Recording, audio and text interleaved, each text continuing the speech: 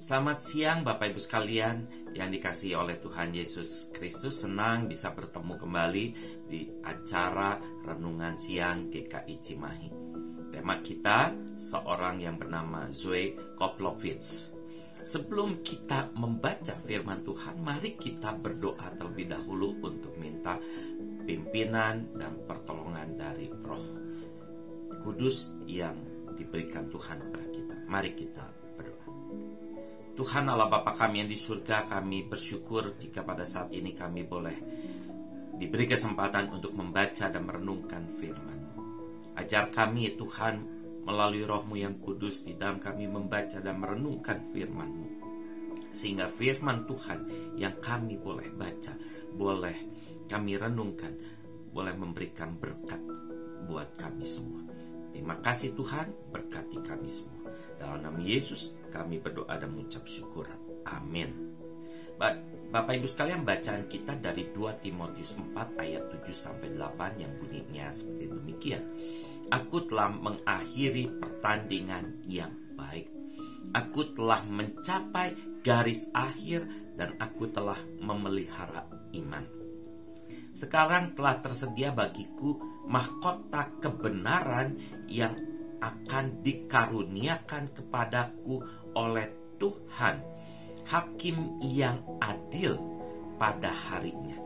Tetapi bukan hanya kepadaku, melainkan juga kepada semua orang yang merindukan kedatangannya. Bapak Ibu sekalian, Zoe Koplovitz adalah seorang wanita berusia 59 tahun. Setiap tahun Zoe selalu mengikuti lomba lari maraton di New York. Dan setiap mengikuti lomba lari maraton tersebut, Zoe selalu yang terakhir mencapai garis finish.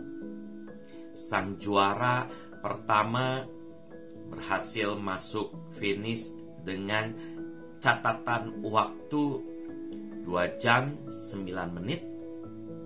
Dan bagaimana dengan Zoe? Zoe masuk finish dengan catatan waktu 28 jam 45 menit. Bisa jadi pas Zoe sampai finish, para peserta dan penonton lari maraton ini sudah bubar semuanya. Tapi harap maklum, Zoe mengikuti lomba lari maraton ini bukan untuk mencari juara, tapi ia mau membuktikan sesuatu. Mau membuktikan apa? Ternyata Bapak Ibu sekalian, Zoe adalah seorang yang lumpuh. Ia hanya bisa berjalan dengan menggunakan tongkat penyangga. Zoe ingin membuktikan bahwa kelumpuhan itu tidak membuatnya berhenti untuk berjuang. Sungguh sesuatu yang luar biasa. Buktinya, Zoe selalu bisa mencapai garis finish meskipun dengan catatan waktu yang sangat panjang. Bapak Ibu sekalian, hidup iman kita juga bisa diibaratkan sebagai lomba lari. Kita harus mencapai garis finish. Artinya kita harus memelihara iman kita sampai akhir. Ini yang dilakukan oleh Rasul Paulus. Dan Rasul Paulus berhasil. Apa rahasianya Rasul Paulus bisa berhasil?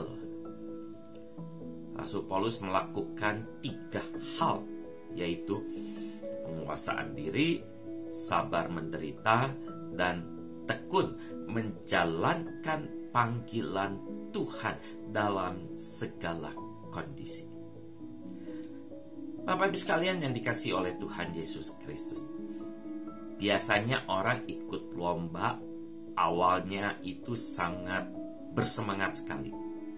Tetapi ketika sudah setengah jalan, ketika mulai kelelahan, kepanasan, dan juga kehausan, ada godaan untuk menyerah dan berhenti.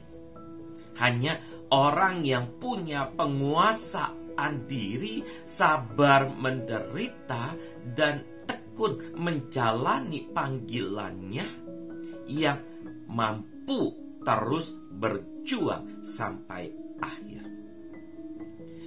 Demikian juga dalam perlombaan lari iman. Akan ada banyak godaan untuk menyerah dan berhenti mengikuti Tuhan Yesus. Tawaran dunia ini sangat menarik sekali daripada mengikuti Tuhan Yesus. Lebih menyenangkan mengikuti Tuhan Yesus, sangat banyak syaratnya. Mengikuti dunia ada syaratnya, tapi banyak lebih menyenangkannya.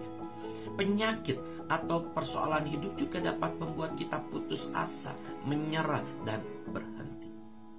Bapak Ibu sekalian yang dikasihi oleh Tuhan Yesus Kristus. Tapi ingat pesan dan teladan Rasul Paulus untuk tetap berjuang dan bertahan sampai akhir, sampai garis finish, agar kita tidak kehilangan mahkota kebenaran yang akan Tuhan berikan kepada kita yang merindukan Tuhan Yesus. Mari kita juga belajar dari Zwick Koplowitz yang terus berjuang untuk bisa mencapai finish, meski dia harus berjuang dengan sekuat tenaga, karena dia seorang yang lumpuh. Bapak Ibu sekalian, tetaplah berjuang untuk taat dan setia kepada Tuhan Yesus. Tuhan Yesus memberkati kita di dalam kita berjuang sampai akhir memelihara iman kita.